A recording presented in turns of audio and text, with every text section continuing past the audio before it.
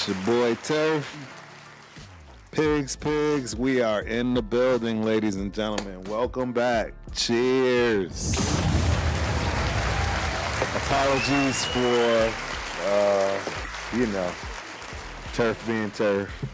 But I have great reason, and we are absolutely starting the show off with my girlies, my GGs. One, countryman, two. Mr. Pigs over here, man. Like I say, my Avengers, all of them. But because Ava Stewart coming out of Canada, right? Canadian team, Olympic team. She's a part of that along with quite a few others in the Big Ten that we always get to run into. So, but shout out to the University of Minnesota, the Golden Gophers, baby. Believe it or not, they are going to the Natty. They are going to the national title dance for the first time since 2021-2022. And what's more impressive about this than anything else is who they had to beat out in order to get there. I'll just put it to y'all like this. The University of Utah is literally the standard for gymnastics, a gymnastics team, a collegiate gymnastics team. Long story short, they've never, ever missed a single national title fight in 49 years. This was their 50th year to make it, and absolutely. My Gopher girlies came through, man. They came through by a tenth of a point, a little bit over a tenth of a point. To come in second place behind UCLA. Shout out to UCLA, the Big Ten. I know, it's a whole nother conversation. But yeah, man, so very excited about that. That's why Turf had to miss. I was out and traveling last Monday. Yeah, and I missed y'all, man. I missed Pigs, man. What's going on with you? How are you doing, man? What's going on with you? Talk to me. First shout out to your crew, your team. Thank you, bro. They're supporting. That's Appreciate really it. Incredible news. And I think everyone in all of sports, it's universal. Everyone roots for the underdog. And, right. When a team is able to rise up and meet the challenge, that's, there's nothing better in sports, really. Yep. It's some of the coolest things to watch as a fan of sports is a team rise up and achieve. Man. I agree. And I mean, to see it in person, live, up front and center, it's just wild. I mean, the cat's out the bag now, so I don't mind embarrassing my daughter. She actually had a project. She had something that she had to do for school, and she put it off because she's like, season's over this weekend. Chances of us getting the Nationals, beating out UCLA or, Utah in our bracket, along with Alabama, by the way. So that was the bracket, ladies and gentlemen. This is no slouch of a bracket. Alabama, Utah, UCLA, and Minnesota. And, but yeah, she didn't do her project thinking, I'll get to it this weekend, right? Nope, season not over yet, baby girl. So she had to actually explain to her teacher she wasn't going to be able to make the deadline because she had to keep competing for the Natty. I said, I think they'll be okay with that. Shout out to Minnesota. They better be okay with that because, if they can put them on the map this year, which I predicted. I predicted. I mean, when I met Coach Jenny, I knew she was a special coach right off the rip. People like that are not hard to see immediately. I mean, it didn't take a split second for me to know who I was dealing with in terms of Coach Jenny, and it's shining. Just to give a tad bit more on that side of it, she lost her best coaching staff to Cal. So Cal took her coaching staff, pretty much the whole half of it that really kind of mattered. And she had to go get coaches. So shout out to Maya Hooten, an All-American at University of Minnesota, kind of like Coach Jenny, being a Minnesotan and competing and competing for the Gophers herself. And that's the thing. She's got a new assistant there in that same realm. And then she went out and got this kid, Sam, from Nebraska. Shout out to Coach Sam. I'll be honest, I was riding him immediately effectively because it came from Nebraska. Nebraska does not have a winning gymnastics program. So I'm like, what are we doing, right? But long story short, the whole staff, everything, I mean, they made it to the national title after losing probably one of the best assistant coaching staffs in the country. Clearly they went to Cal. I mean, you know. So yeah, it's just a big deal, man. We got you know, the bracket this Thursday night. It will be on prime time. ESPN. So yes, you will be able to see my girlie and the rest of the crew.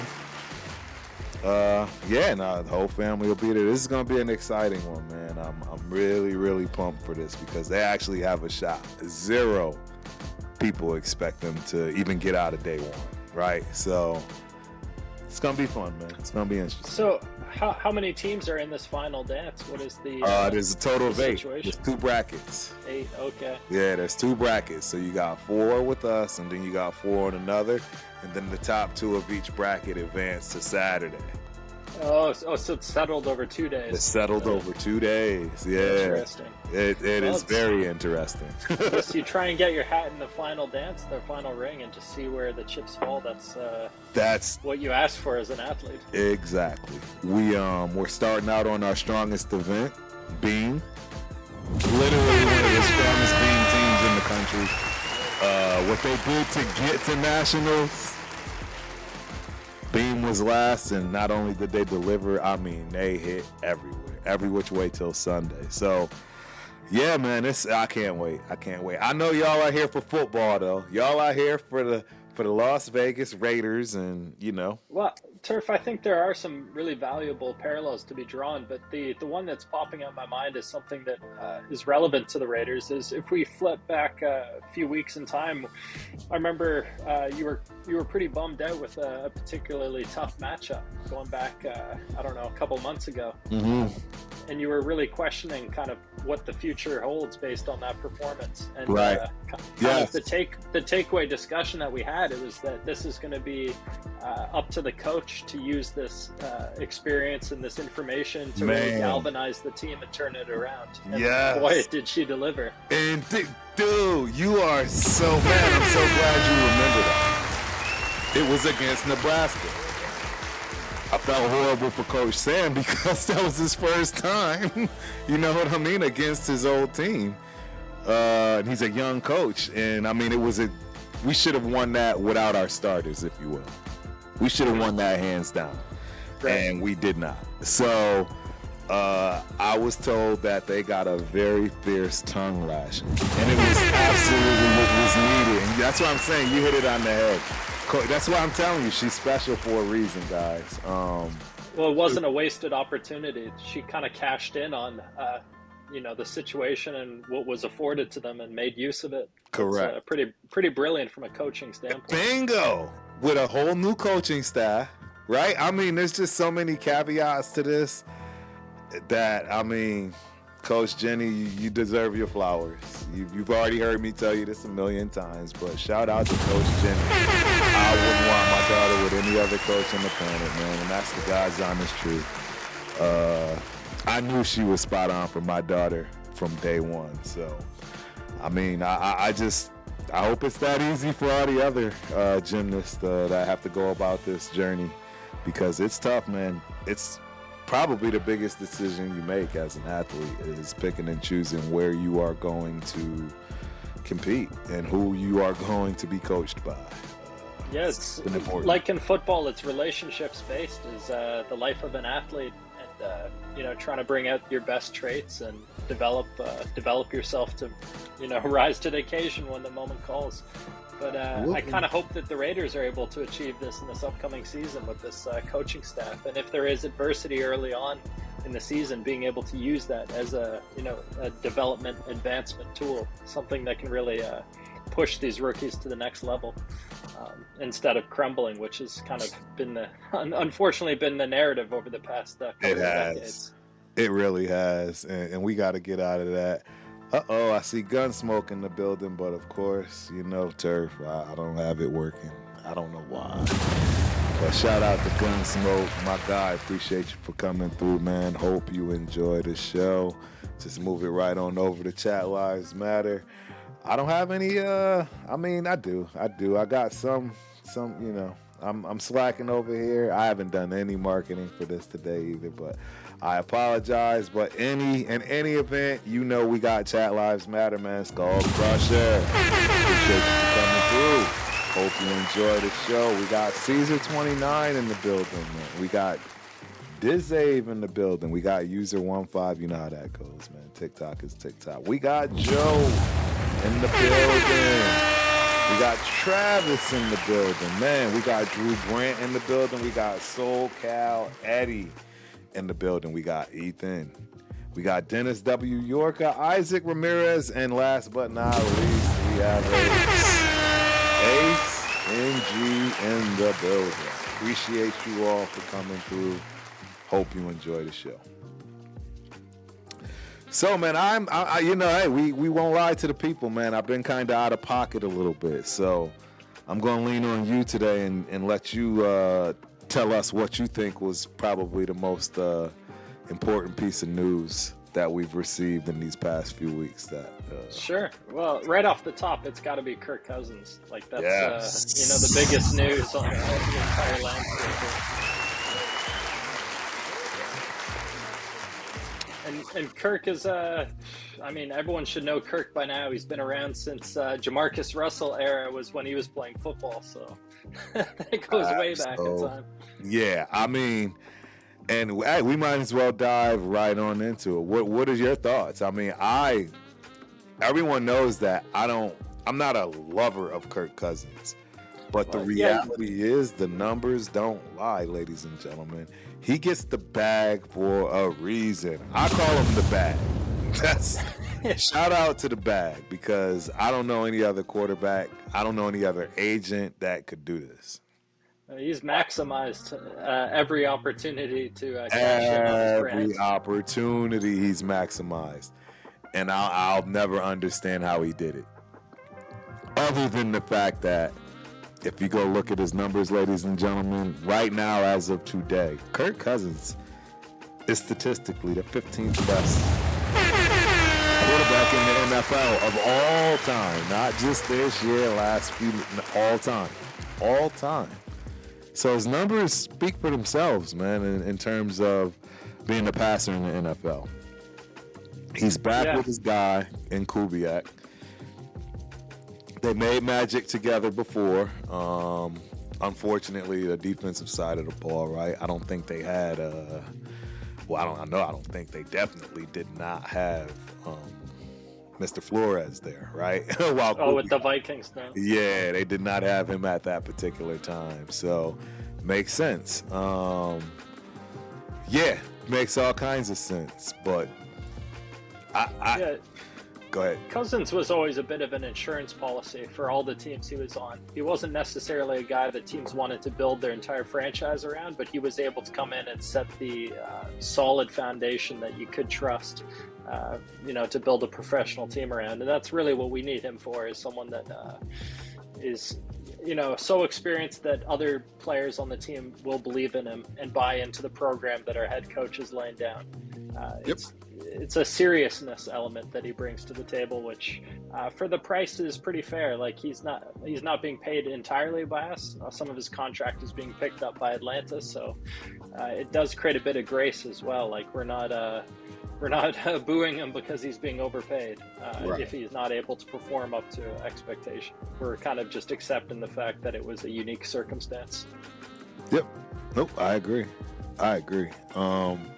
And I think he's going to fit perfect, honestly. I think it's going to work out well for us as far as this bridge quarterback situation, because everyone knows their role. You know what I mean? Everyone knows their place. Everyone knows their space. Kirk knows he's not coming in to be the Las Vegas Raiders quarterback for the next 5 years.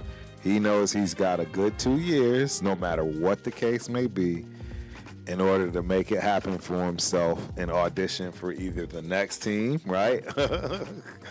Or or just gracefully bowing out? Because I don't know how many more stops Kirk has. You know? Yeah, he's born in '88. It's time is flowing, and he's right at the end of his career. So if he can kind of leave on a high note and maybe get the franchise heading in the right direction, that'll do a lot for his legacy. Right. Now, as far as the weapons that he has, or the lack of, where do you think we are with that? I'm still not sold on our wide receiver room. Well, I do think that Kirk recognizes quite obviously the special talent that is Brock Bowers. He acknowledged it in his presser that his wife's family is a Georgia Bulldogs fan, so he watched a lot of Brock Bowers win those championships. That's right. So I think there's a level of responsibility that he treats Brock Bowers as the superstar he is, and ensures that he gets his touches just like he did with the best wide receiver in football when he was with the Vikings. He knows how to handle superstars, and that's kind of promising because we just didn't get that last year. Nope, I agree. Not even a little bit. Not at all. It was tough. It was tough to deal with. Last year, I mean, the quarterback, it was just bad all the way around, man. And Gina, and he's a Jet. I mean, that's the thing. I don't understand how people keep getting jobs. Seriously. We're kind of in an entertainment league, so it's just a matter of what can you sell the fans on is really what these teams are trying to do. Right. And the other true reality is fresh blood is even worse. I mean, that could be catastrophic. You much rather go with something that you know as opposed to what you don't in that circumstance. Yeah, Cousins, I think we can trust that he's going to continue to allow Bowers to develop into the full superstar that he's supposed to be. Last year was kind of just not it. So now we trust that at least there's a solid foundation. A decent foundation, exactly. And I mean, we've done some offensive line work. A couple of pieces, right? We moved a couple of pieces. Yeah, and the coaching being probably the biggest development. That by far the biggest. After listening to the nonsense that Peter Carroll allowed his son to inflict on this team, I don't even know where to begin from that respect. Well, it was addition by subtraction when they were able to finally exit the building. Right. The team improved greatly. A guy like Jackson Powers-Johnson, I think the expectation is that he's going to take a big step forward this year in his development. Yep, I agree. Yeah, absolutely. This should say a lot this year, especially. I think he leans on Bowers more than anyone else, no matter who we get. Even if we get a rookie, out of the draft, I really think he hangs his hat on Bowers, as well as the kid we got. Neighbors from? I mean, not Neighbors. Vikings old guy. Yeah, the Vikings. Naylor. Now, I knew it started with an N-A. Yeah. Cousins already has a relationship with him, having played with him with the Vikings. So that's someone that you hope Cousins already has a level of trust with. Correct. His ability. Yep. Correct. Yeah, I mean, I'm a Cousins fan, man. I don't love the guy, but I definitely think he's a better choice than a lot. Yeah, over Gardner, the way the contract's structured, I like that if Cousins isn't looking like the guy, at least our organization is going to be able to go another direction. Whereas with previous signings, we've kind of been pigeonholed into having just the one guy be the starter. And I like that Cousins, during his presser, acknowledged that he hopes that the team does right by the roster in selecting the best players to start, and that if he isn't showing what's needed, and the head coach recognizes that, then they do go in another direction, and that he would be supportive of that, which kind of leaves the door open to whoever the rookie selection is. Correct. If they're popping off, they should be playing. Yeah, I mean, he's been in this situation before. That's another reason why I'm okay with what we got. I mean, Penix, right? If it weren't for the issue with getting hurt, he could definitely have been a starter in Atlanta for a much longer period of time, much longer. Yeah, that certainly was surprising that they signed Kirk to that huge contract and then went drafted so high. That was a bit of a curveball, but absolutely. I personally liked Penix to Atlanta, but maybe just the draft value. Would have hoped to have gotten him later in the draft for any team, but I still like the fit. Yep, me too. Yeah, that'll be this is all gonna be interesting. I do like the marriage between Kubiak and Cousins, though. I think that does give me a better. I'm more optimistic. I know. Here you go. You heard it from me first. I'm definitely more optimistic with the choices that are being made. I think what'll really get me back to being a glass is half full kind of guy instead of half empty is the draft itself. A lot of directions to go with the draft. There are, but I don't see anyone not seeing the angle of trading back. I just don't. Yeah, and I totally support that. I think there's so many players that could be helping us win games right away, more so than the number one selection. But kind of, it feels like we're stuck between a rock and a hard place with making big time. And that's the problem because I don't think I'm telling you, man. I don't think anybody else is looking to give up the assets. Yep. Kyler K is in the building. Shout out Kyler K. Appreciate you for coming through. Hope you enjoy the show. I'm trying to think what else. That was definitely the biggest news for us is definitely Kirk Cousins. I wonder how many. Have you heard any rumblings? Are a lot of people mad, or I've about Kirk Cousins specifically, or because I'm shocked that there's not more uproar.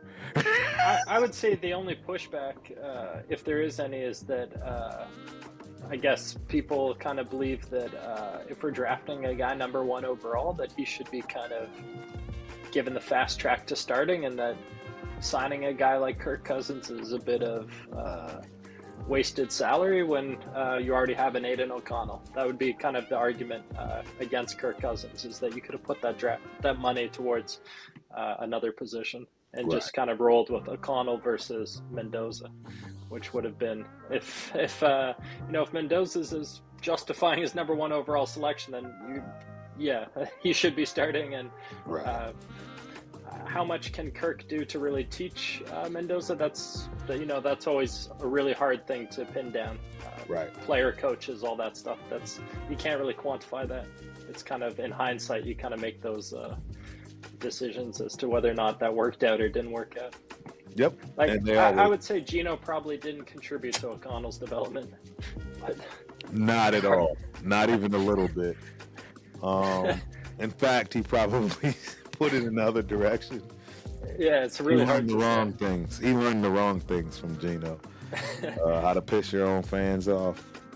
Yeah, so at the very least, you hope Kirk will be able to be a solid example for Mendoza. If he's not teaching him directly, just be a role model for how to do it.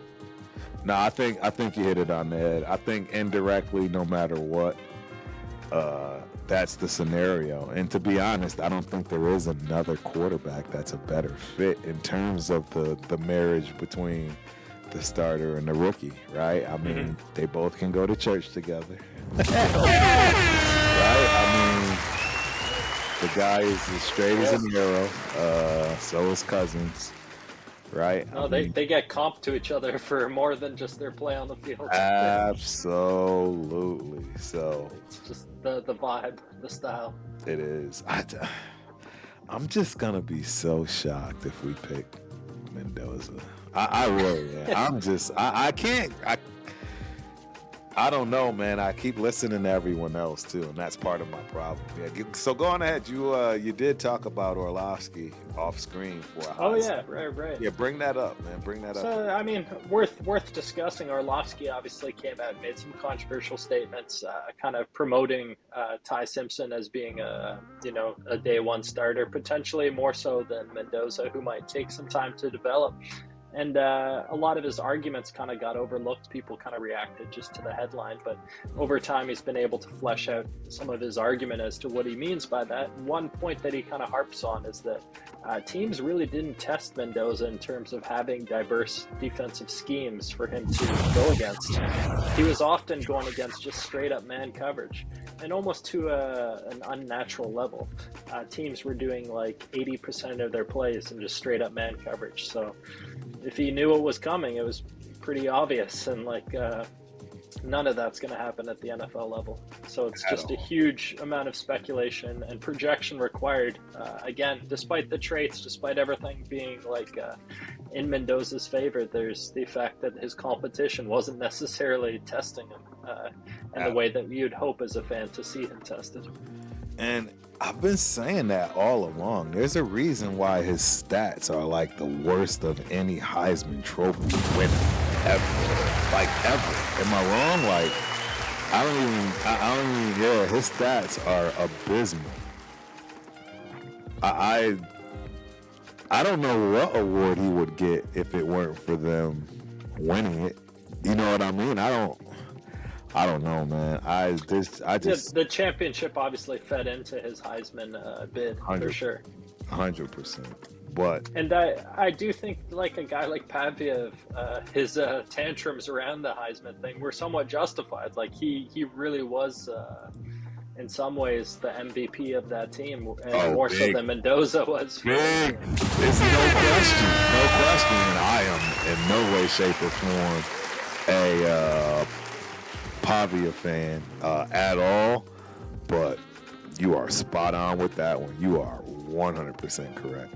Yeah, he was doing a lot of hero ball, playing out of his mind. Out of his mind. I mean, for everything, right? Size, ability, IQ. I'm sorry, Pavia. I don't think you're a bright individual. You know what I'm saying? I don't know. I mean, look. I think the expression is he was punching above his weight. Bingo. Big time. It's kind of the way opposite. above his weight. Like tenfold.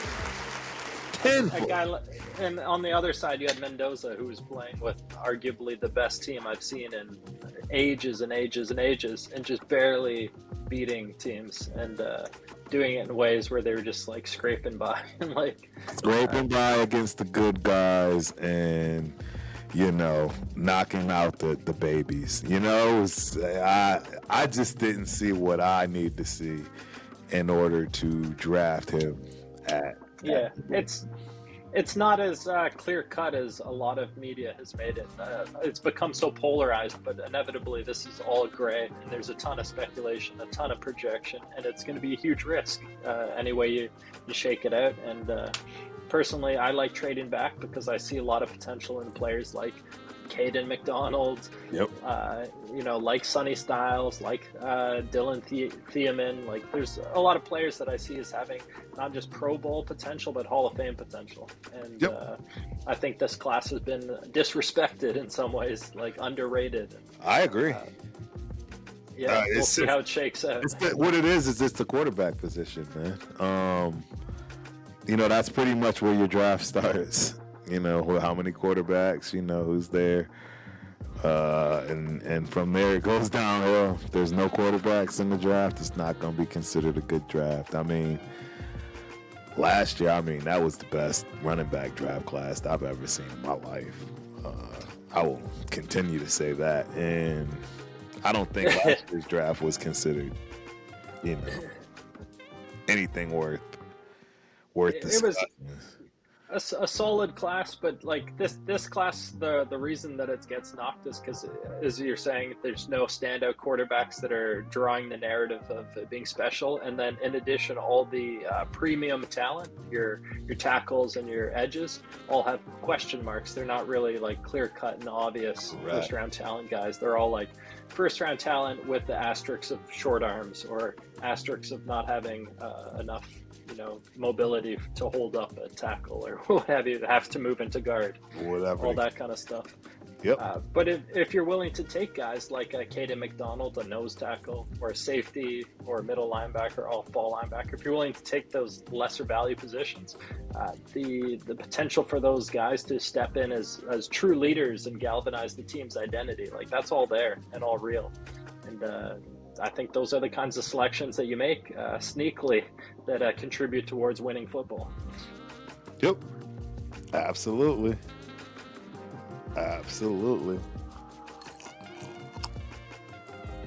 Like obviously you like taking the Jordan Tyson, like the number one wideout, but there's so much risk there.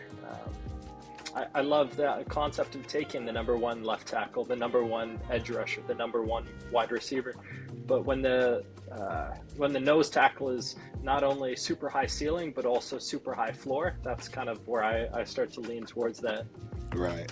A guy who has the Pro Bowl potential, but at the very least will be able to contribute to winning football, be reliable. I couldn't agree with you more, because that's really what it boils down to. We all know that old adage saying, we're pulling out all the sayings today, right? The best ability is availability. Yeah, 100%. What that is, and when you're consistent and you can be, counted on and accountable. Don't have to be a superstar, just accountable. People can hang their hat and be comfortable with you going in and not, completely having a drop off in talent as well as, ability. So it's important, guys. I mean, people are going to get hurt. It's the rough. Well, you got hockey. Hockey is probably rougher. Yeah, you're losing teeth here and there. Oh, man. And, I mean, you're going at speeds ridiculous on ice. But to your point, like, if you're putting your top premium draft picks into players like wide receiver or cornerback where those guys already have injury history, or, a defensive tackle with a foot issue, like that's creating a huge element of risk. And we need a hit on our top picks. 100%. Just because we haven't for so long. So having the opportunity to get a guy like a Caden McDonald, that's kind of perfect for us. And I think he's been super underrated. Like, people keep saying he could drop to the second. I just don't see that happening. I think he's a first round guy and should go in the first round, despite being like a traditional nose tackle. I think he's so much more than a traditional nose tackle. I agree. I think. People put guys in a box and they like to think of them how they envisioned it, and then they don't change it based on new information or what have you. He's one of those guys. Well, I mean, we're here, we're talking about it, and we're talking about people with issues. This one guy has a couple of issues now. One from the past and one front and center and present, and there's already been giving a mass amount of reasons as to why the whole short arm thing is real. Right? Let's just be honest. There's a reason these past these statistics, last. They're here. And there's a reason why short arm ends don't do well against the tackles of the NFL today. But Mr. Bain, right? Not only does he have to deal with the short arm issue, which is a real issue, guys. Again, do your own research. But he's also now, unfortunately, been brought to the front of the congregation for an accident that happened 2 years ago. I always find it strange, just right. It always just so happens to come up 10 days out from the draft to wreck somebody's life or draft position, if you will. It's disappointing, but at the same time, hey, we're talking about accountability. Some people are saying he got off scot-free, right, compared to others in the same scenario, if you will. I actually don't know all the details, and I don't want to. It's again all speculation. Things probably will never come out as they truly are, and there's so many agendas and so much money that things will inevitably be tainted. We're never going to get a pure information. Correct. But you kind of assume that these teams have already done their due diligence and that they would have gotten to the bottom of whatever it is they needed to feel comfortable making that selection. So if we're still talking about him as a top 10 pick, then I assume teams are sold on his character. Yeah, and I do think I don't think he's the type to slide like Jalen Carter. Right, Jalen Carter slid bad.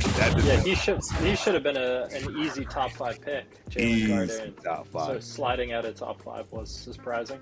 But with a guy like Ruben Bain, we don't really call him a top 5 pick. He's more viewed as like a top 10 pick.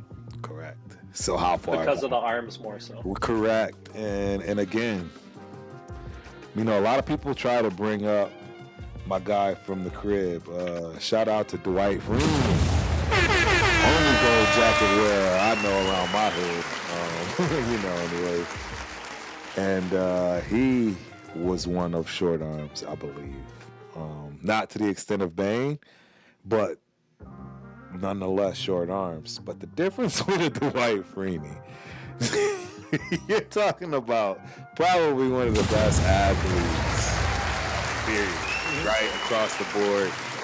He played everything.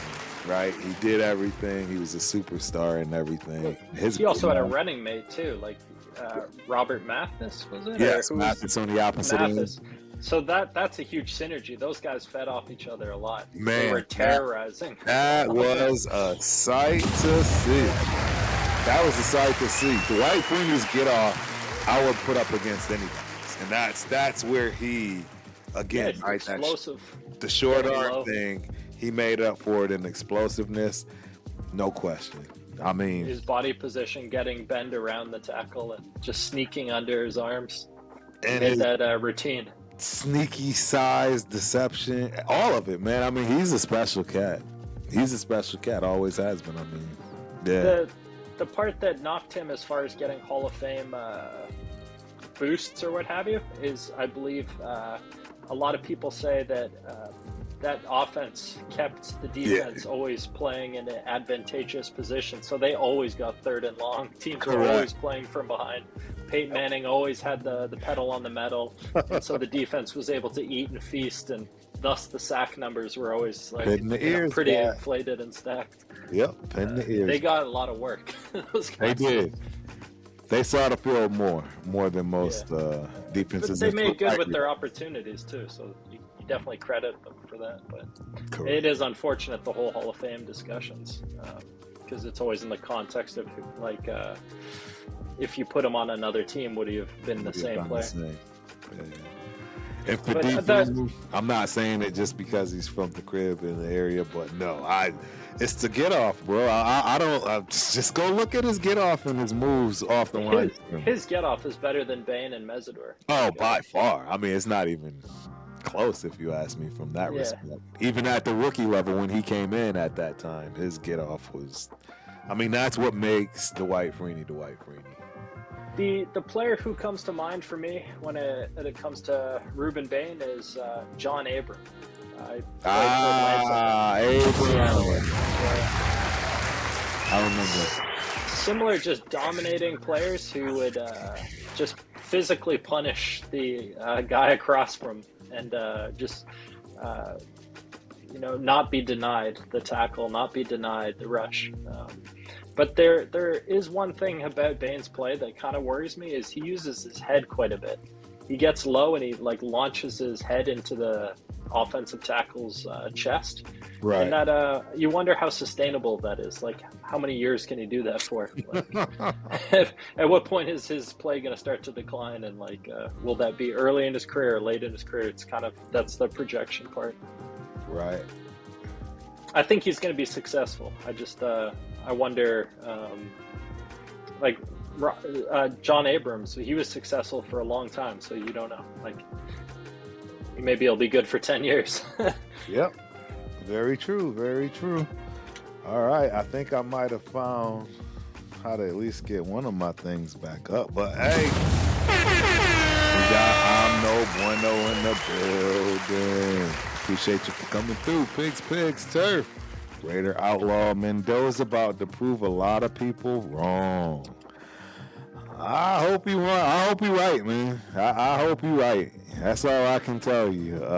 Raider Outlaw is in the building. Shout out to Raider Outlaw. So am I hearing this right?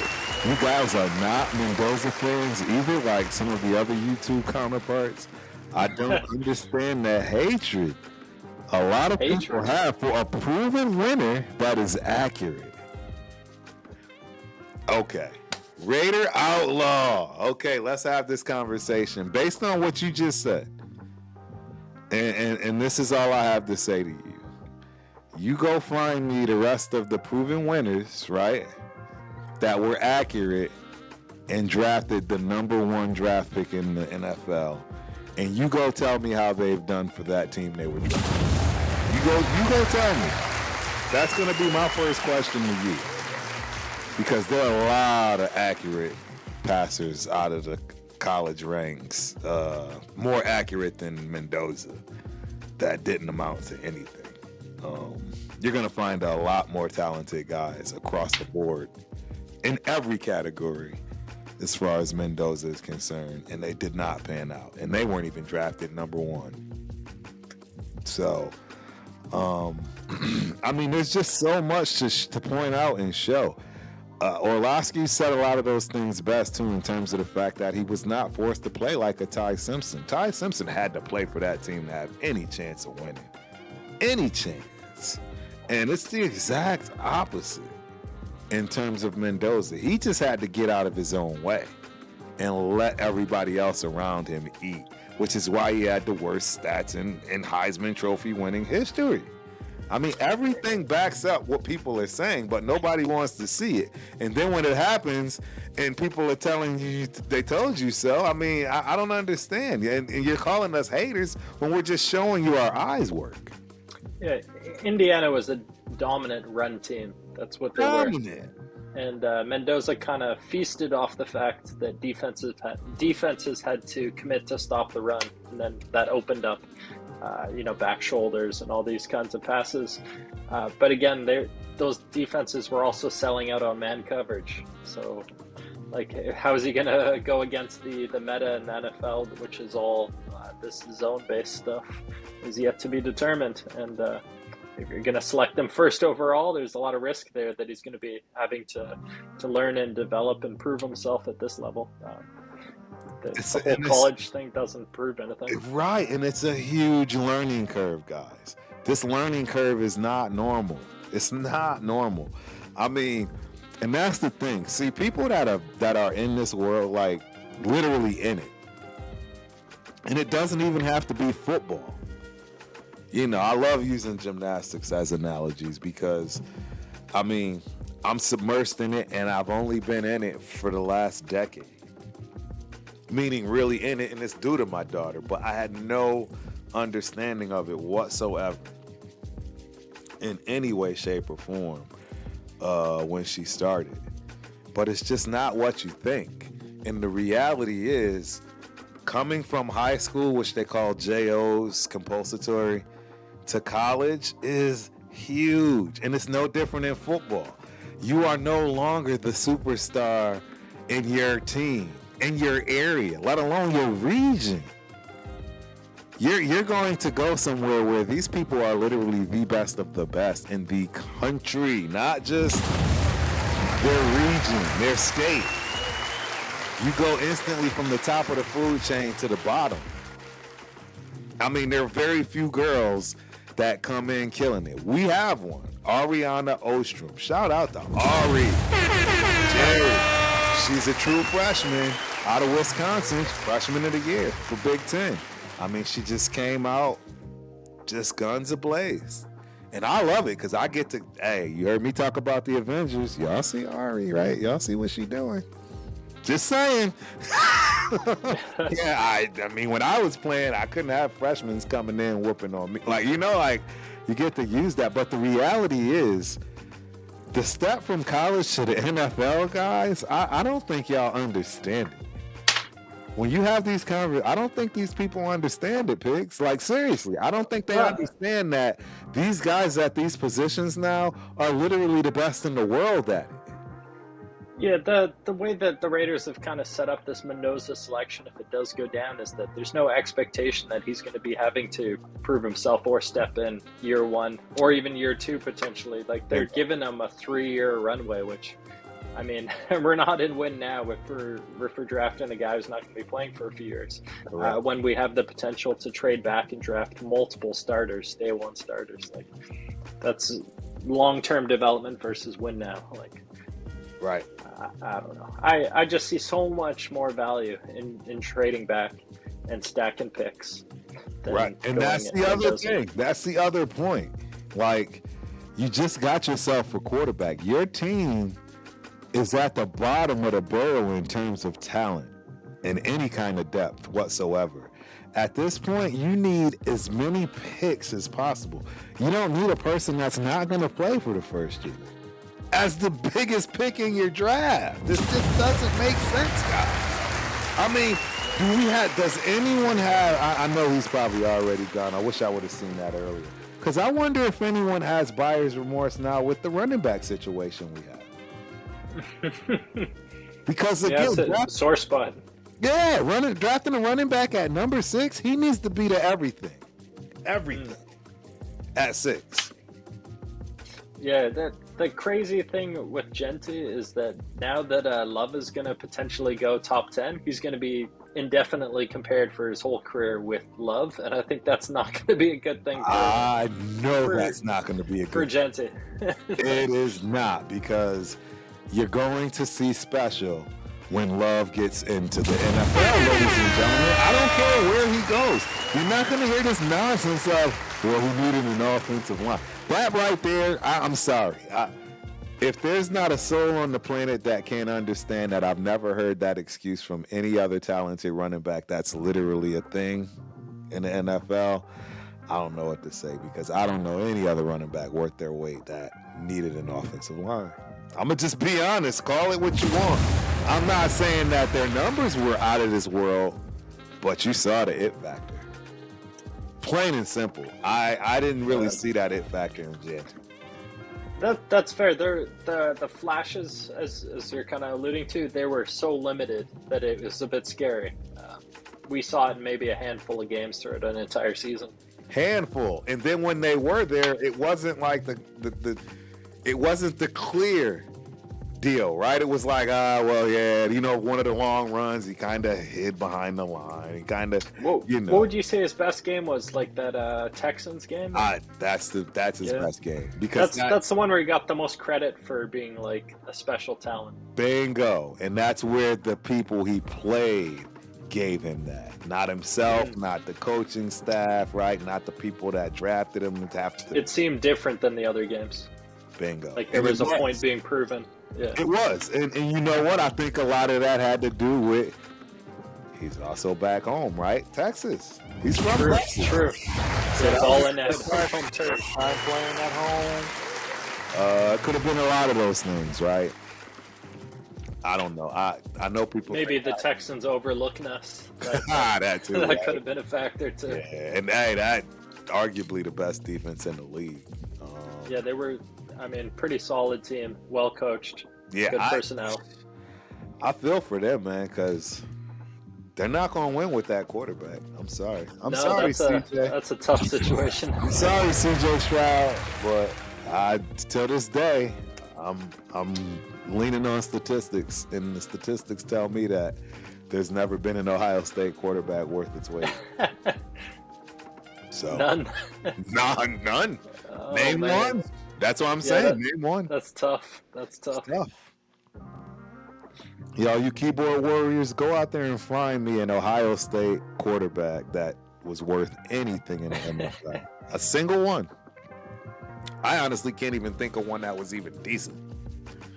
Yeah, none's popping up. I'm not even a Pro Bowler one time. None of that. I'm just a regular decent quarterback. Not gonna find it. Yeah, right? It's interesting, man. I don't understand it, and I'm sure that their championships are in the other direction, if you will, meaning that they have quite a bit. They're probably at the top of the food chain, right, with all the rest of the. They've had the wide receivers, they've had the defense, linebackers, they've got linemen. Yeah, they've certainly checked a lot of boxes over the years, but yeah, quarterback has not been their calling card. Mm-mm. Never. Again, kind of like how Cignetti built this team out that he's freaking wreaking havoc on the country with.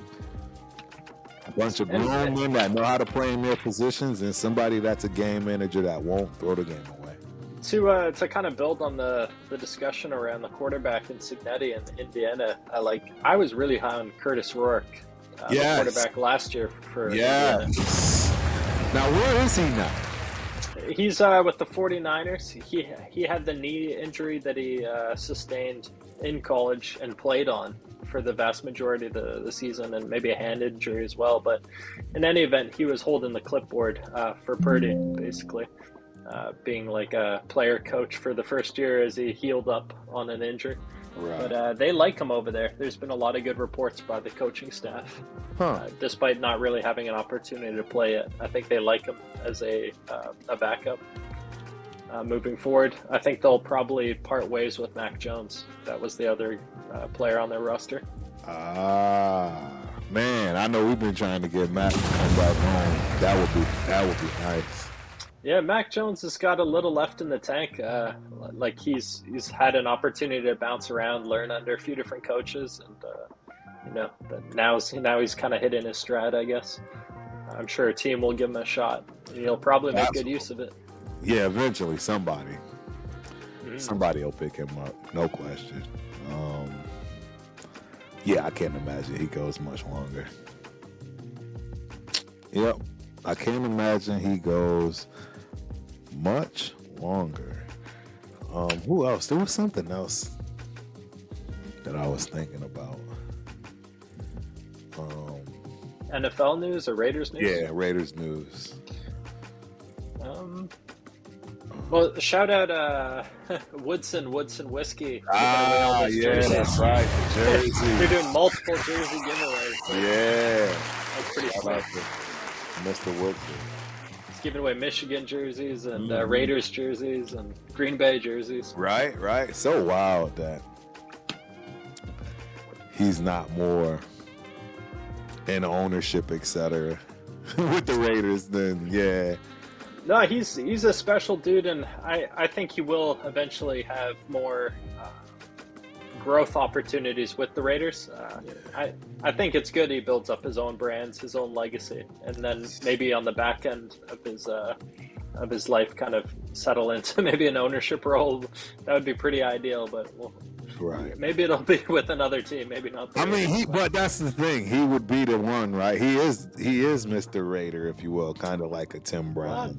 Tim Brown and Woodson. If there's two guys that I wish would get in as like Mr. Raider kind of prototypes, it would be the two of them, one on offense, one on defense. Bingo. That'd be pretty cool. That would be cool, man. I like both of those guys. Yeah, I've been fortunate to be around both of them more than once. To me, they stand out as ambassadors of not just Raiders football, but football broadly speaking. As like it's bigger. You're right. It's bigger than the team. It's just football in general. Yeah. You're talking Notre Dame and Michigan, man. Doesn't get any special in terms of college. Pillars of football. Exactly. And in some ways, two very different players. Like Tim Brown comes from a totally different place than Woodson, and yet they both reach the highest levels. 100%. Yep. Yeah, I'm a big time fan of both of those guys. And they treat the fans well. That's the other most important part of it too. Being out at the games and stuff, you'd be shocked, man. There's some guys can be jerks. You'd be shocked that after guys had a long day and everybody else was treated nicely, you know what I mean? And before you know it, you're looking for a picture and You get the most rude response, and you're like, "What the hell?" Like, yeah, it happens, man. It happens. What they stand out to me as like real people, like Tim Brown and Woodson. Like they certainly are like super intelligent and like grounded people, but they're also like very relatable. Like when they speak and you listen to them, they sound like people you'd have a conversation with, just real down to earth. Yep. No, I agree. 100%. Man, I got to get all of my controls back. I haven't been doing anything like I was supposed to in terms of our marketing and so forth. So you got to forgive me this week. We got a light crowd. I mean, it still did pretty good. Got a light crowd, but... Is this like pushing it out to platforms and boosting through comment? Exactly, all that. You know, hitting all the platforms, all the postings. It's a lot of work, ladies and gentlemen. Shout out to all of you content creators.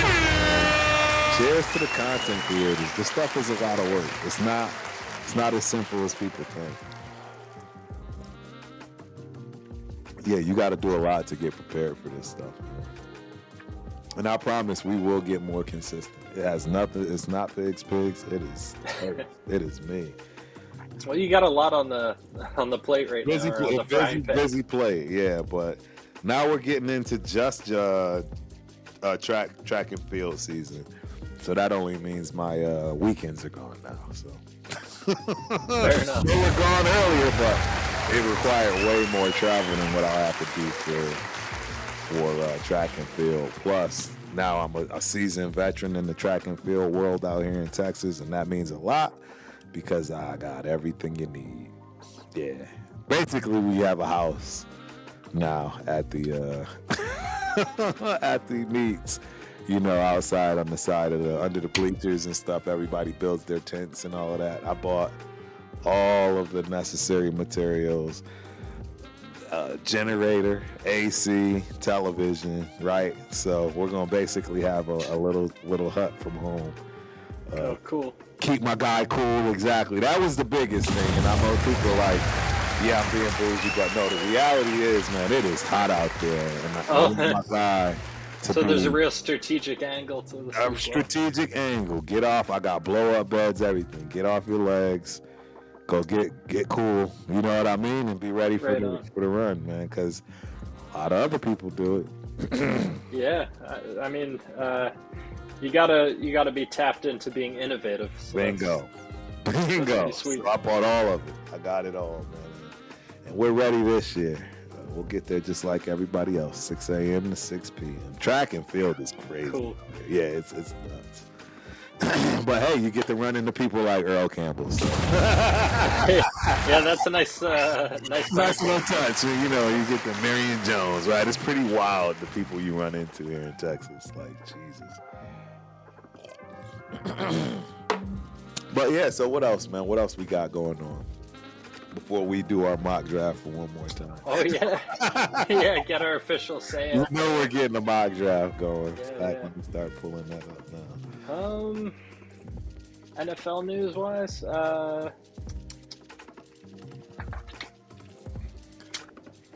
I guess it's interesting to see all the players returning to training and kind of getting back into the swing of things, getting in buildings and seeing who's showing up for that. Right, who's showing how that's playing out. Yeah, have there been any talks? Because I know I heard a little bit on Myles Garrett. Apparently, he just forfeited $1 million bonus or something along those lines and didn't show up. And I guess wasn't happy. He's at that place in his career where you can do that. He's at that Devontae Adams stage of being a god, basically. Right, and who's gonna? I mean, are you really gonna complain to Myles Garrett? Like, really? No, not if he's still the best of the best. Like, as long as he's at the top, he can kind of do what he wants. Like, that's just the nature of being a superstar athlete. Yep, I agree, and I don't see that changing anytime soon. Yep, ready for the draft. And I think people are grilling Aaron Rodgers that he hasn't signed a contract because they want him in there, creating culture with the team. Hasn't he done that for the last 3 or 4 years? Yeah, I don't know why anyone's complaining about this. This is the way it is. Especially at this point, like, really, people? You're not getting it? Everyone plays games once they're veterans and they figure out, how to circumvent and, play the loopholes. More NFL news. I think Jack Jones signed with the 49ers. So that's kind of big. It's going to be back on our side. Now, that's interesting. Shout out to Jack Jones, man.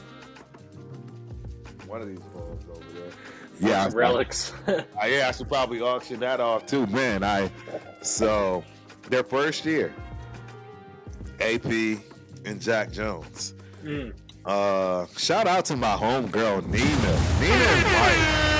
They sit front row, right section 135. They never miss a game. But long story short, she was like, Terrence, you got to go to the AT&T Center. I'm like, what are you talking about? Because she knows I like getting autographs and stuff for my kids. Yeah. All this stuff. And she told me, she's like, AP's going to be there. She said, it might be somebody else too, but you better get down here. Because she was there and I got there. She didn't get to see Jack Jones. Well, I got there. Jack Jones had just pulled up.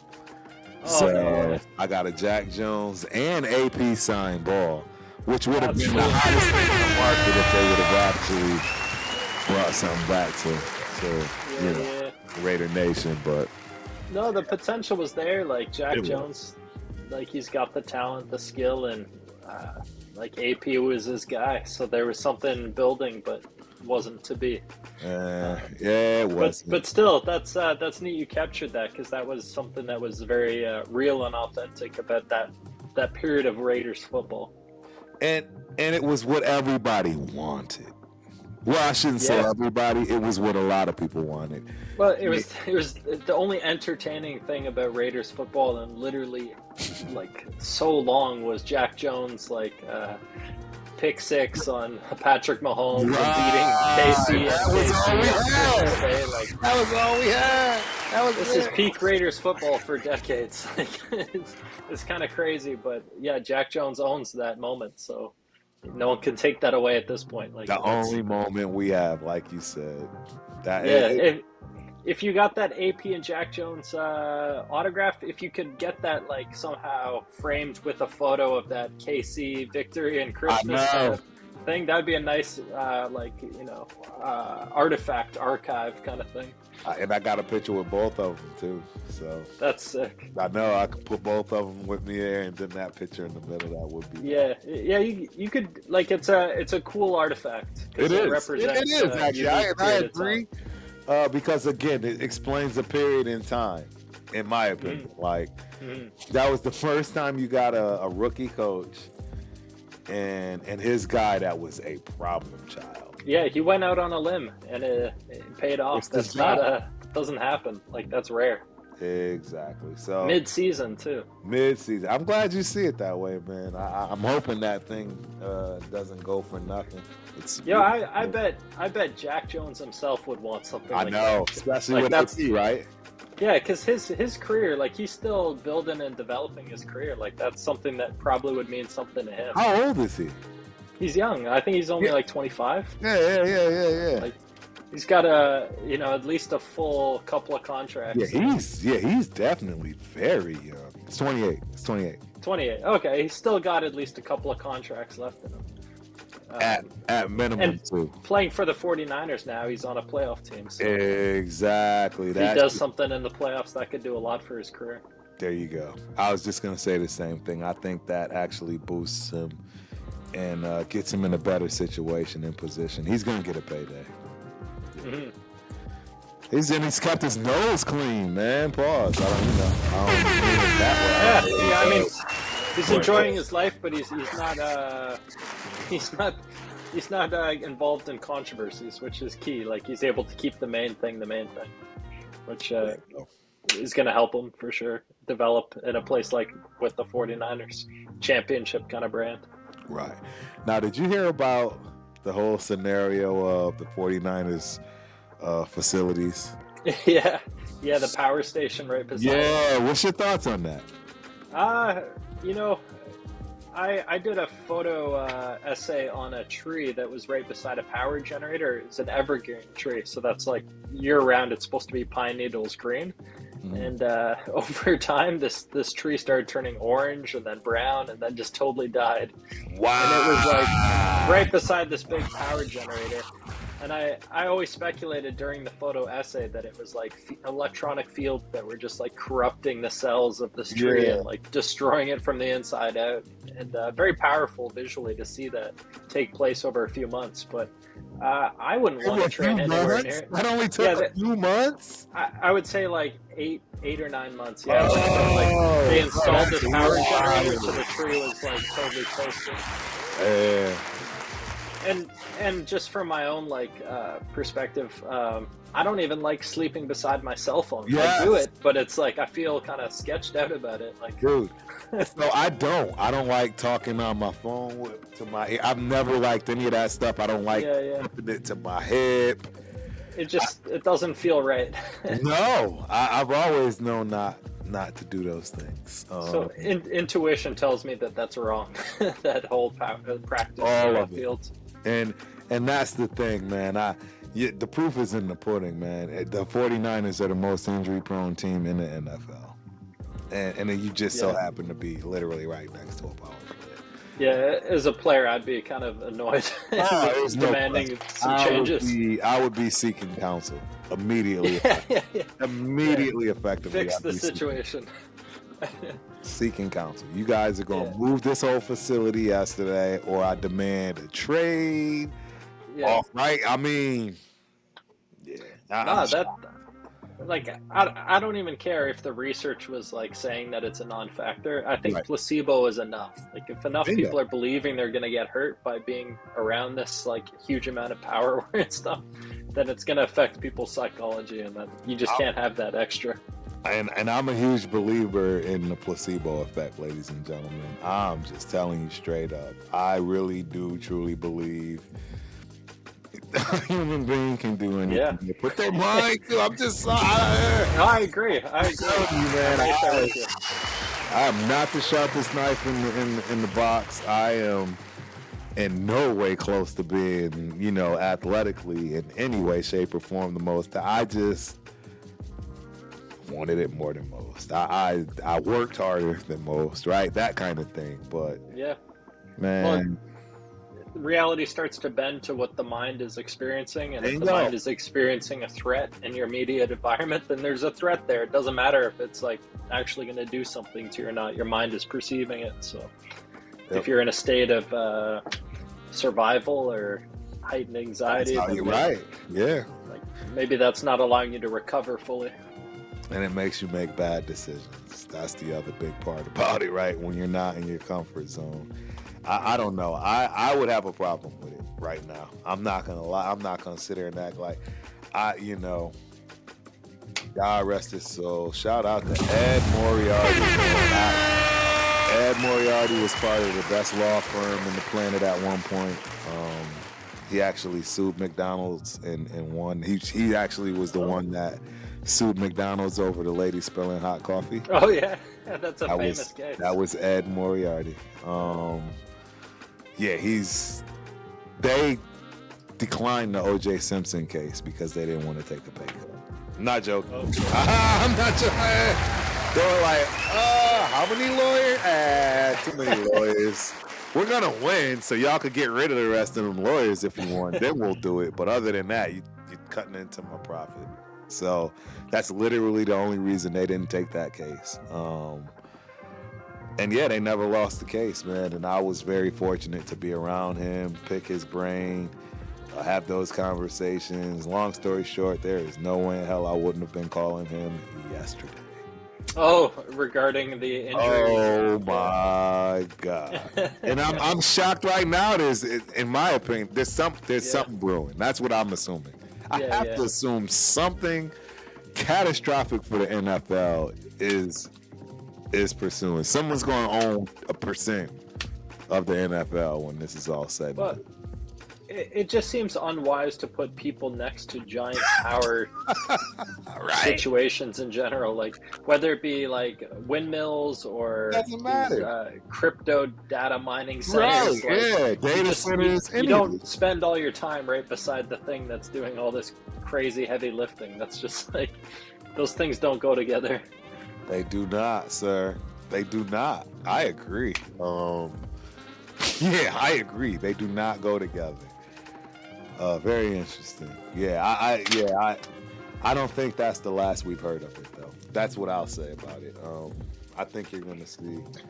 No, they should have like some community gardens beside the practice fields, like growing vegetables and like some super low key, like right, some old ladies growing pumpkins. Yeah, like not a power plant. No. Facilitates the whole freaking city. No, I don't know. That's something they got to deal with, though. I mean, I think they had one of the better teams. Oh yeah, like great personnel, great front office, super solid coaching, like, and a ton of injuries. Just half of the injuries. Just let them get away with half of them that they had, and they'll probably be in the big dance. Yeah. The injuries are they team killer. Like, they just crush teams, but they've certainly dealt with more than their fair share. And and that's the key. Like, here it is. You've put together these fantastic teams, and none of them can get to the end of the finish line because they just can't hold up. They can't hold up. Yeah, it's super important to draft players that are able to put their body on the line, but in the right moments. And you got to pick your moments. Like, it's you need smart players. Yes, bingo. No such thing as a dumb football player.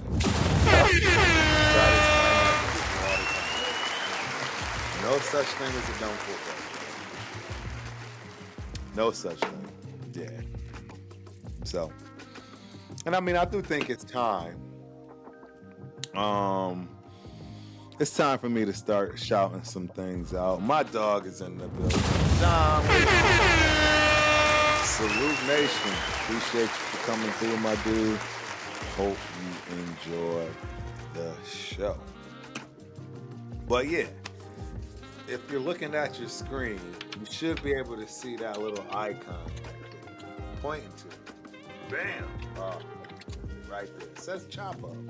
Shout out to Chop Up, ladies and gentlemen. Especially all you content creators, man. Go check it out. It's pretty cool. Pretty cool tool that I hope, for my buddy's sake, starts to become a thing, man. It's what I'm currently using, and you will start to see a plethora of more shorts and videos just in general coming from Chop Up. Chop Up it is. Yeah, check it out. chopup.io. See what you like about it. See what you don't. Send an email. Let them know. But yeah, I think it could be a good, useful tool for all of us. I know I'm going to start using it. Yeah, hopefully it helps with better marketing, better subs, better leads, all those good things. So yeah, you'll start seeing more, commercials, all that good stuff from Chop Up. But it's coming, ladies and gentlemen. It's coming, and yeah, check it out. It's ready, available, free, right? Obviously, you're gonna have to pay for it to use it in a super user capacity. But yeah, it's free to start playing around with, and it's a cool tool, man. It's a cool tool. So it's my public service announcement. I'm getting in my good deed for the day. Yeah, supporting the new tool, man. That should be out there for a long time to come. But anyways, yeah, let's go back to some football, man, because I do want to talk about this defense. We know it's a whole entire new scheme. We know we've already gotten some pieces. What has your mind changed at all in any way, shape, or form as you've started to mull over where we really are, what we're going to do with the draft, and what we're really looking to target in terms of defense? And we are doing a mock draft, ladies and gentlemen. It's coming up.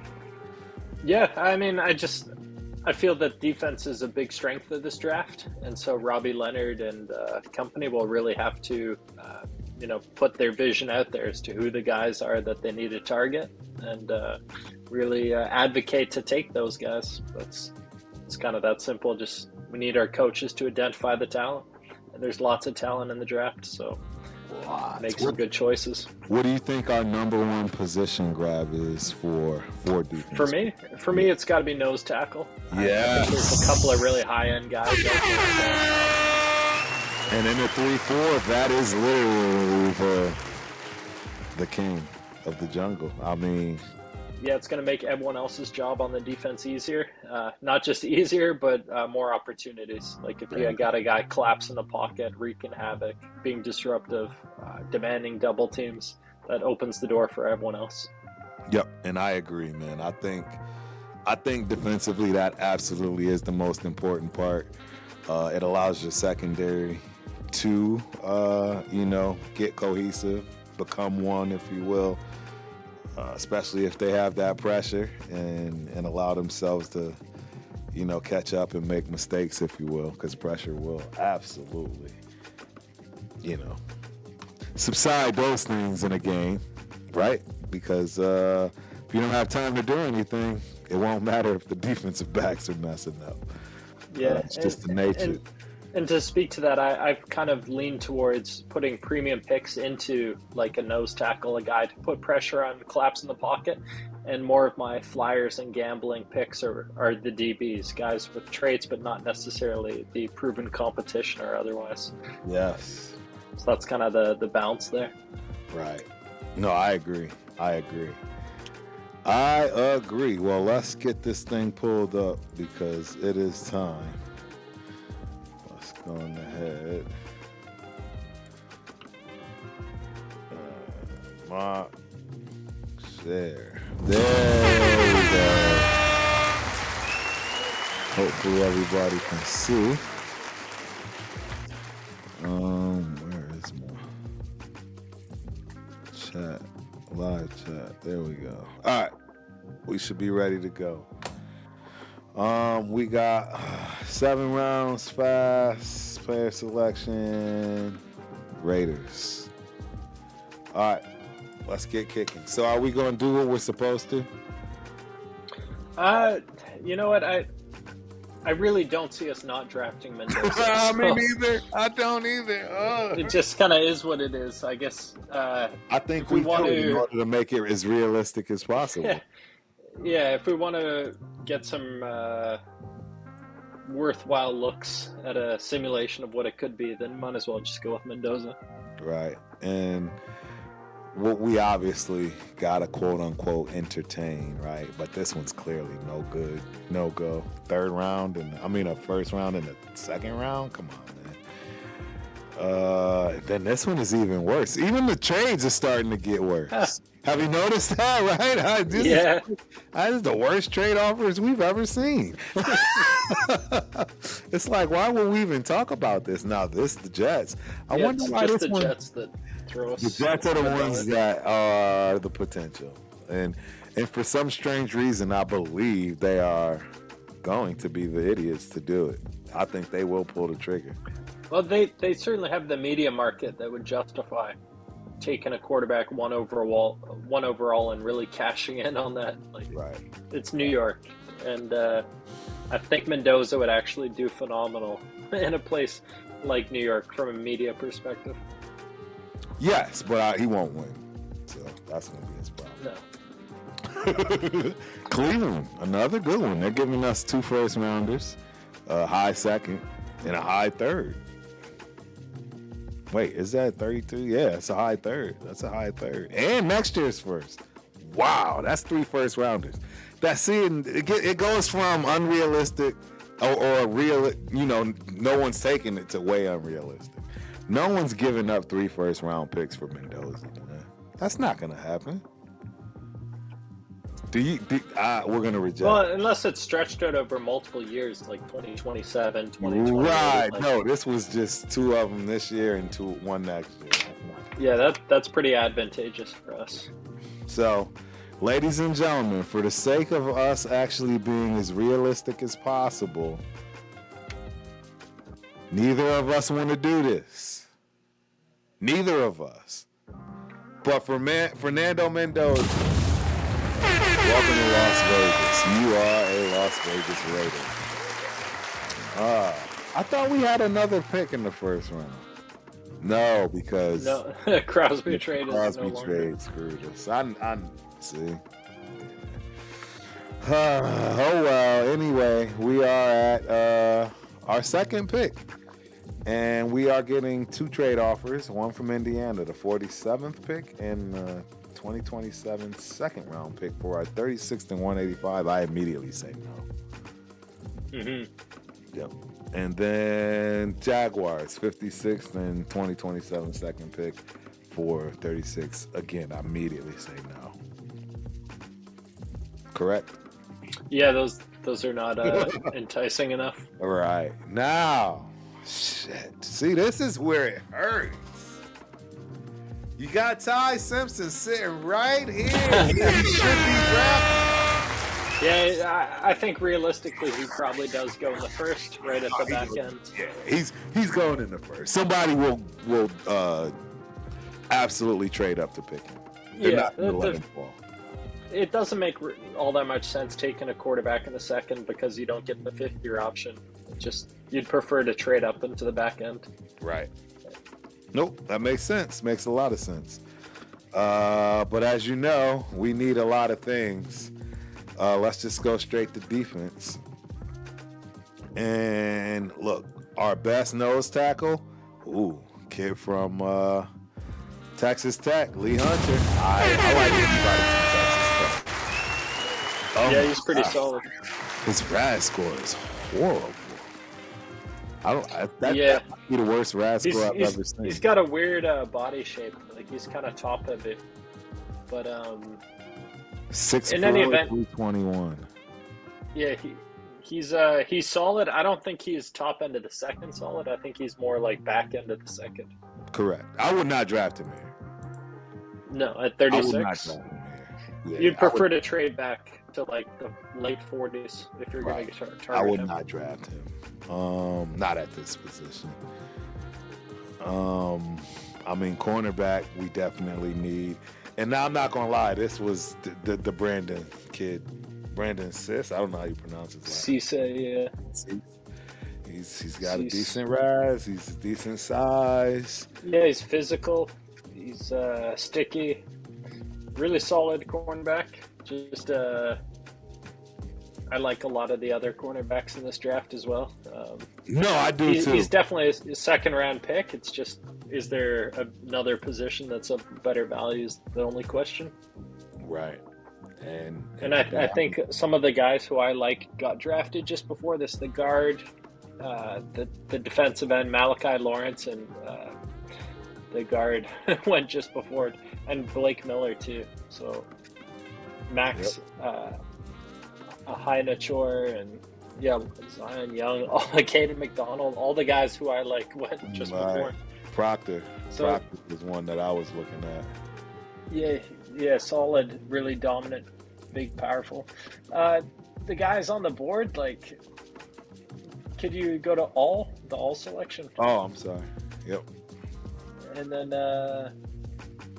it really looks like the cornerbacks. But then you do have Chris Bell, but like he's coming off a lot of injuries, and there's Chris Johnson, T.J. Parker. Like I don't like any of not at and this. And then you get to Lee Hunter. At this point, I'm looking probably at the safety. This is actually more realistic, I would say. That safety is the only guy who stands out to me as like a first round talent. McNeil Warren? Yeah. Yeah. Big guy too. Well, tall guy, 6'2", 182.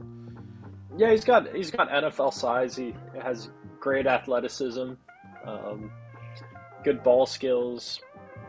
Big hitter. He needs to put on more weight and strength, but as do most rookies. And that you're gonna gain 15 easy just go walking into the weight room. You're gonna gain good amount. Well, he's gonna be focusing purely on it for the next while. So. I'm not gonna lie to you, man. This is tough for me. I don't know where I want to go with this pick.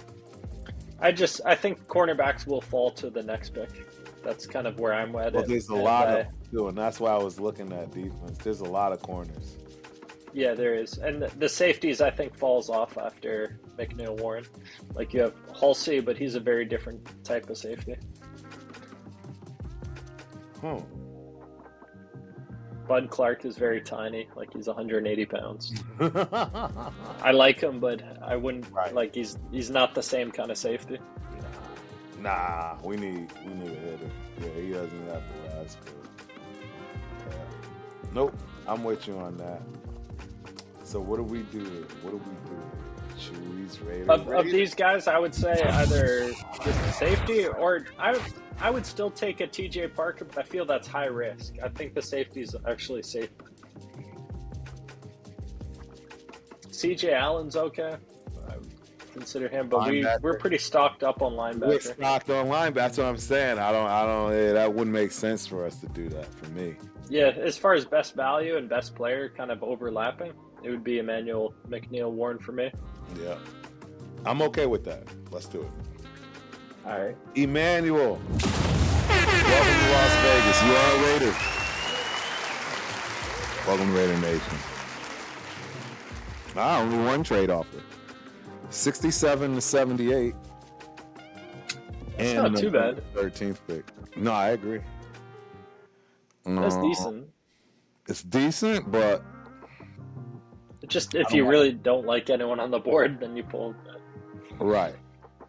Right. Let's see what we got on the board. Oh, I like some of these guys though. I like Halton. I think I like Halton. No, I don't like Halton. Not for a defensive tackle. Not for a nose tackle, I should Nose say. tackle, yeah. Not for the rest of the guys though, like Anthony Hill Jr., Bernard, Keontae Scott. Bernard, I would definitely look at Bernard. That's exactly where I'm going. I'm going to Jeremy Bernard. I'm going to Jeremy Bernard. We need a wide receiver. And that's he fell a little. So this is good value here. Jacoby Lane. Yeah, I like Bernard more than Lane. I like Bernard too. I say we take Bernard. Okay. Bernard? Yeah. Jeremy Bernard. Welcome to Las Vegas, son. You are Las Vegas rolling. All right. We're getting the trade offer. That is, we're going from 102 to 120. I already don't like it. Ooh, I see a pick too. I definitely don't like it. You don't like this, right? No. I'm trying to see the guys on the board here. Yeah, I like this Shelton pick, bro. I know he's the greatest glass scorer, but he's a big dude. That's what I knew. He's a big dude. 6'5", 305. He's going to gain 20 pounds easy. And he played left tackle, did he, or Shelton? And Penn State's defense, they run a 4-3, don't they? No, this is offensive tackle. I'm tripping. Yes. I think he plays left tackle. Well, he does play left tackle. He's definitely their left tackle. I'm tripping. I don't know why I was thinking defensive tackle. Yeah, so this is your Colton Miller replacement. There we go, and that's what I was thinking. There we go. Yeah, that's why he jumped out at. Anybody that knows me knows I don't like Colton. So it's not that I don't like him. I just don't think he's going to last the season. So we're going to be stuck without a left tackle. We do need another running back. I like Kaytron Allen. I mean, I'm always like the Penn State running back. Always. And he's an interesting cat. He's got some size to him. You know what I mean? 5'11", 217. Yeah. He's from Norfolk. Yeah. I like him. But, yeah. Dang, man. Penn State got a lot of players right here. You see that? Danny Sutton, but the guy who fell the furthest is Malik Muhammad. He's pretty amazing value here. I don't understand why we wouldn't pick him unless there's something that I don't know about. No, he's solid all around. I'm sold. He plays for a good team. He's from a good region. He's solid height, weight, speed. That's who I would go with. Malik Muhammad. Welcome to Las Vegas, son. You are a Las Vegas Raider. I like it. I like it. Oh, man. Okay. Yeah. I see Zakee Wheatley and Derek Moore right away. Those two. Yep. Wheatley, we don't have a safety yet. Is that Yeah, he's free. He's more like your free safety, deep safety, whereas the safety who we got's more the box safety. Right. This Rascal is terrible. But I don't like any of our safeties currently, so I'm good with like you don't like a double injection.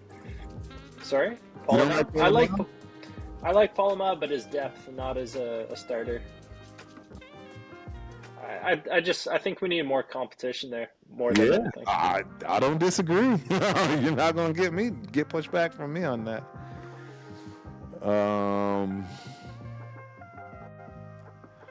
Moore is I feel he's high upside defensive end.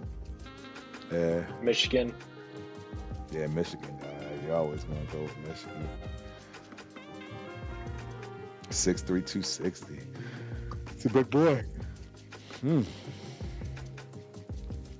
He's got some explosiveness and agility too. Yeah, I wouldn't be mad at that pick.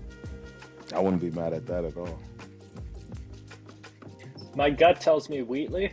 Then we have two pretty tall, rangy guys at safety.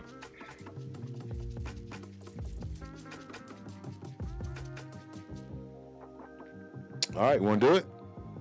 Yeah. Zakee Wheatley. Welcome to Las Vegas, son. You are a Las Vegas Raider. Let's go. All right. We are at pick 134. Okay. I see a guy I like Jalen Farmer right away. Stands out. Nussmeier's right. Dog. Damn, man, bro. We can't pick a quarterback. There are quarterbacks who are going to fall. A lot of them. Oh, my God, bro. Nussmeier is falling to the, fourth round? Jesus. Who'd you say you liked? Hezekiah. Farmer. Offensive guard. Farmer. We need a guard. I like this right here. I love this right here. He's got some upside. I love Farmer. You talked about him before. Yeah, he's got some upside. I would take Farmer. I don't need to look at anything else. That Kentucky team was a bit sketchy, but they routinely put out NFL players despite the team not having SEC success. Like they still put out NFL caliber talent every year. Yep. I agree. Somebody gets drafted from there. I'm definitely. We need a wide receiver. How about Malachi Fields? Yeah, but we got Bernard. Oh yeah, that's right. We got him. Yeah, that's right. I mean, I'm all for Farmer because we don't have. Yeah, let's go Farmer because I feel he could challenge for a starting spot right away. Jalen Farmer, I agree. That's pure value. I agree 100%. I think he comes in and has got people pissed off. Like, he's still trying to take my job, man. Yep. All right, 175. Okay. Mark Bell, offensive tackle. No way. 6'8", 335. Cleveland, Mississippi. God, dog, you a big boy. Jaden Roberts, Alabama guard. We just picked the guard, too. Terrible. I think Bell right now is standing out as value, but that's pretty obvious. Yeah. Value-wise, I don't think you're going to hit Drew Aller, although I think he's going to be terrible. Yeah, unless you draft a team full of all tight ends. Like, you just can't throw to wide receiver. All right. How about Tyler? We didn't get our defensive tackle, right? No, we haven't. But later, I mean, Dante Corleone should be coming up for our next pick, I would imagine. Deshaun Singleton, safety. Why does he ring a bell to me? Nope. His size. It's the size. He's 6'3". I knew something ring a bell to me. He's a big guy, especially for safety. He'd be good on special teams. All right. So what are we doing? Can you check defensive tackle? Just highlight the position. Oh yeah, Corleone is there at 190. Yeah, he'll be there for our next pick at 85. Yeah, so we just need to go best player available at this point, which I think would be Bell. Yep, tackle. Yeah, let's do that because I think our line could use 2 guys, and we got Farmer, so then add Bell. Mr. Bell, welcome to Las Vegas. You are a Raider. Yep. That keeps the pressure on everyone developing and moving in the right direction. Did somebody take our guy? Corleone? No, he should be there. No, someone took. No, he's there. He's there. Yeah. All right. I'd rock with Corleone at this point. Let's do it. Dante Corleone. You are a Raider. Welcome to Las Vegas. How many more picks do we have? 2 more? 2 more. We got 2 more. D tackle from Minnesota. I gotta at least look. Too small. 6'6", 300 pounds. That's from Minnesota too. Shaka. He could add weight at 6'6". That's a huge thing. I agree. Let's see where he. How old is he? Is the question. If he's young, at 6'6", that makes a lot of sense. No, I agree. It's got growth. I don't see his age, so I'm assuming he's typical age. I mean, as a project, I wouldn't be mad at this. Yeah, I mean, I see the potential. If you want to take a Minnesota, I'm not. I'm just saying. I'm thinking out loud. I mean, you got Michigan behind him. You got Alabama behind him. He's up. Sure. That's an uphill battle, man. There are some powerhouses. Yes, and Duke has D tackle. I don't really know these guys too much. No, I don't either. I'm not gonna lie. My back end defensive tackle, who I usually default to, is Kentucky's. We took him before one time, Gusta. Yep. He's way down. But I do think he'll be drafted despite not being ranked high. Right. So what do we do here? At this spot, you like Klein, don't you? Yeah, I do like Klein a lot. Hey, I would take him. I would take him here. He's got blocking upside. Let's take him. I would take him. Marlon Klein. Welcome to Las Vegas. You are a Raider. And with our last pick of the draft, man, I'm just curious. Sawyer Robertson. Yeah. Strand. Jack Strand. I like him. I like him a lot, but at this point, we're already going all in on Mendoza. I would say draft someone for special teams, like maybe a wide receiver or running back. We could check running back. We don't have a running back, right? Yeah, we haven't drafted. Ooh, Oregon Whittington. I'd take him. I like Whittington. 7th round, yeah. I really like Whittington. He's a cool guy. Dude, I would take him in a heartbeat. I have a feeling, 5'10", 203 from Georgia. Yeah, it's Whittington. Noah Whittington. Welcome to Las Vegas. You are a Raider. Haha, look at our draft gate. This is new. I don't know if you noticed that. The grades, yeah. They just added that. They just added this. And they gave us an A. That's interesting. I agree. The only pick they didn't like was surprisingly our 7th round pick. Yeah. They didn't like Wheatley either. Wheatley was value at that position. Like they can't complain that much. They're just complaining because we already took a safety. But right. I think it doesn't recognize that we could use 2 safeties. Yep. No, that's a pretty solid draft. It's the most realistic draft we've had. Honestly. The most what? Most realistic. Oh, realistic, yeah. Yeah. Where players are going at the slot. Yeah, we've been knocking them out the park, dude. They've been A pluses. Like, we've been getting grade A talent. Yeah. That makes no sense. Yeah, this is more realistic, like not doing all the trades and such. Yep.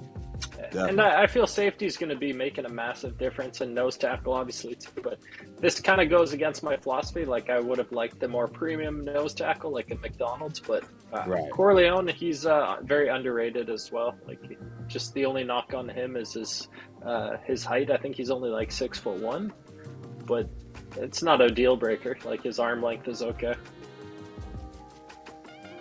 He might only be 6 foot tall. I'm not sure. Right. Can you check it if you click on Corleone? Yeah. 6'1"? 6'1". Oh, okay. Yeah. I mean, nose tackle, it's decent to be a bit shorter because you get the leverage. Absolutely, you don't want to have that height. You get leverage. Yeah, you don't want to be tall. You want to be able to be more of a bowling ball. Yes, you want to be able to get under. You don't, especially when you're going against the center and what have you. Correct. Yeah, well, there you have it, ladies and gentlemen. That was a great draft. I think it was the most realistic. I've been saving these things, keeping them. It'll be interesting to see. Yeah, when the draft goes down, comparing this. Yes, absolutely. I'm excited for it. We'll have to see. But yeah, I should be streaming this week. I'm definitely doing my show tomorrow. Shout out to the Turf32 show and people that watch. I don't know what I'll do tomorrow. I'll figure something out, but definitely we'll be doing another mock. A couple of quick roster questions for you, too. Yeah, absolutely. Do you think there's going to be any surprise trades or cuts? Yes. Leading into the season? Yes. So for cuts, like, anybody stand out? I just see people making money moves. You know what I mean? Not us per se. I think we're tapped out in terms of. So we might have the opportunity to sign a guy who gets cut from a roster cap situation. That's what I'm thinking. I'm thinking Khalil Mack might be possible. Oh yeah, that would be fun. That would be crazy. That would be crazy. I think a lot of Raiders Nation would be pretty happy about that. Oh man, and I think he would be happy as well as anybody else in that. That would be pretty cool. Breath. Yeah, I don't think you're gonna get anybody upset with that. Yeah. As far as running back, do you think it's realistic that we draft at least one guy? But what about two guys? It's unrealistic. I think so. One guy for sure. The reality is, you still have a lot of free agents that are running backs that are very capable, and this draft is pretty decent, man. I mean, look at what we got at running back after last. No, Whittington is being slept on. That's insane. Yeah, he's got some potential for the NFL game. I agree. I think he's got a lot of potential, like an Etienne or something. He's. I think this running back class lacks the high end talent, but it's got a lot more sneaky depth that I think is getting credit. I know what you mean. Definitely good complementary backs. Yeah, complementary backs. Very good complementary backs. Not starters, but guys who can fill out the roster. Exactly. You can count on that kind of stuff. No, I'm with you. Yep, I'm with you. Yeah, it's. Well, that'll be exciting to see us draft another running back to put the pressure on Janty. Yeah, knowing him, he's just. I don't know. I don't know. I don't know. I'm an old guy, so I think a lot of times it's just on me. I want people to be a certain way, right? I want certain guys to be certain ways in terms of how a football team should operate. And it would be different if Janty had a knock it out of the park Bowers style season, then all those issues go away. But the fact that he had kind of a disappointing season and there were issues and it didn't go so smoothly, those are all things that'll have to be corrected moving forward. And he still has to prove himself, basically. Shout out to the first lady, the Raiders Syndicate. my 510, a.k.a. Myra in the building. Turf, am I going to see you in Pittsburgh? It's a good, strong possibility as long as all the flights and everything work out. I got to make sure, though. I know because I was not counting on this weekend. Like my daughter. So bad. But I wasn't counting on having to do anything this weekend, so we'll see.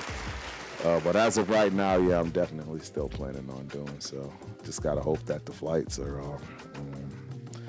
Yeah, I ride bootleg, you know. I just get on the back wing when I can on Frontier. So if they allow me to get on, I'll be there. But I know they just changed their flight locations. They literally just changed it. And they changed our location here in Austin in terms of the South Terminal.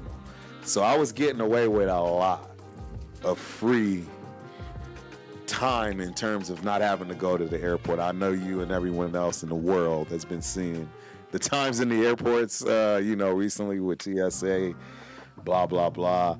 Well, in Austin, they had a second airport, and it only fielded Frontier and Spirit. And Allegiant too, but Allegiant stopped flying to Austin. Long story short, you didn't have to get there on time. You literally could get there at the time it was boarding and just walk through security and get on the plane. But now we're at the big airport, so I can't do that no more. Can't do it no more. Yep, you know me, Myra. I'll be on the couch, on the floor, wherever I fit. Turf don't complain, especially in terms of partying and going to freaking draft stuff. Yeah, that should be fun. I really do want to go. So hopefully I can make it, man. Hopefully I can make it. You got anything for the people? No, we got the draft upon us at this point, so yes. The window is closing. Yeah, we'll get one more at least, right? The draft is the 16th? Wait, no. 10 days from now? It's 10 days, yeah. 22nd. We'll get one more in. Yeah, we'll get one more in. That'll be nice. That'll be nice. Yeah. Well, this is a great show, man. I think getting you at the draft with a sign saying "Defense wins championships." That's going to be the key. Yeah, right. Dude, I am honestly thinking of something. Like, yeah. Y'all might see a grown turf cry if these dudes do the right thing and pass up on Mr. Cuban. I'm just telling y'all, I might cry in public for the world to see if they do the right thing. We all know it's the right. I don't think there's a soul on the planet that doesn't think this is the right thing to do. I'm not talking Vader fans. I mean, there's a lot of fanboys out there. That's what I said. I ain't talking Mendoza, about that. I ain't talking. Yeah. I think football purists recognize that the draft is a lottery, and that the more shots you have, the better opportunity you have to build a roster, and ultimately that's what the draft should be about. And we're in a rebuild, so we got to lean into this. Yeah. Using the draft to rebuild. And I don't see how people don't see this. Like, you have no depth. Guys, one injury and you're toast. Yeah.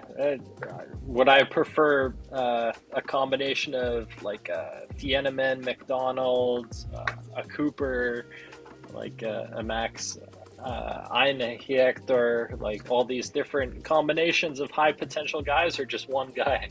And I would rather the two or three guys over the one guy.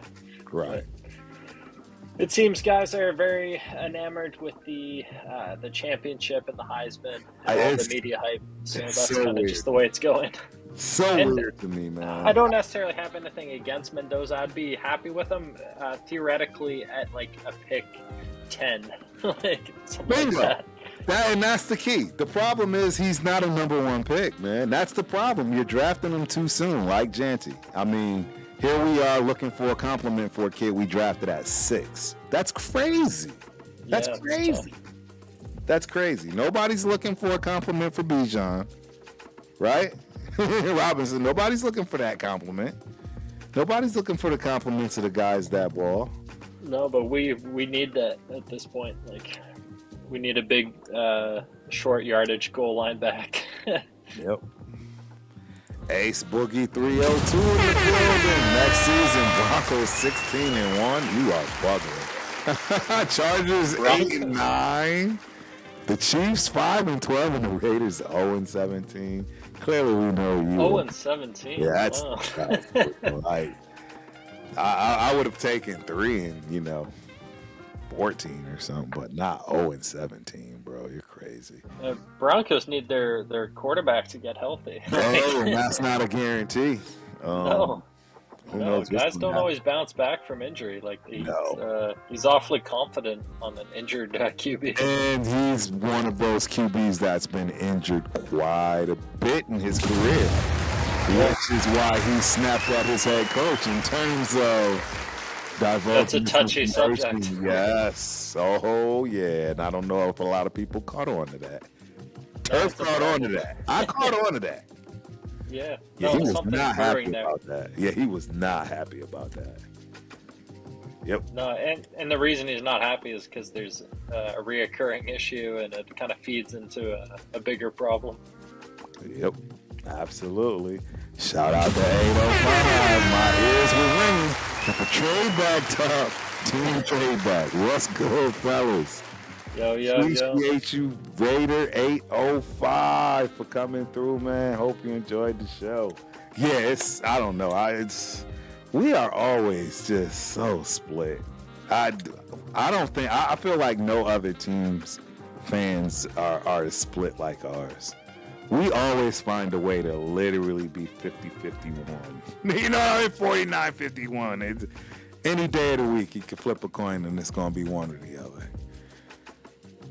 Well, it's difficult to get your own compass kind of read, because there's so many opinions in Raiders Nation, and there's so many loud opinions too, kind of yelling to be heard. So inevitably, you kind of often get caught up in the situation where your opinion is an echo of someone else's, and to really find your own is easier said than done. But I mean, that's my own opinion, is that Mendoza, yes, he's probably deserving of being the guy, the number 1 pick. I just would prefer that is taken by another team and not us, like the Jets, for instance.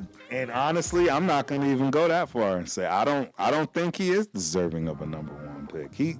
The numbers don't say it. His team doesn't say it. So then, if not him, would you be saying like Reese? Reese is more the number 1 pick in this draft? It would be one of these freaking natures that absolutely have a much higher ceiling and capability than what we see in Mr. Cuban. It's just what it is, guys. I don't know. I don't know why it's so hard to see. I really don't, but I digress. All right, it's 10 o'clock. Turf's got to get out of here. I'm on the schedule. Yes, yeah, tomorrow. Show tomorrow night, Wednesday night. I hope I can get back to the knockout canvas, man. Shout out to Coach Angela. There's been a lot of good fights on too. I missed the fight game right now. I was supposed to start back training too. But I'll save that for next week. Like I said, once all of the gymnastics season is over and we get into track and field mode, I will start getting back into MMA and Muay Thai and Jiu-Jitsu. Umba. Yeah, so that's where Turf is at, man. Dallas, here we come. Watch out for them Gopher girlies. Pigs. It was a pleasure as always, man. I love doing this show with you, bro. Until next time. Yes, sir. Until next time, we are out. Peace.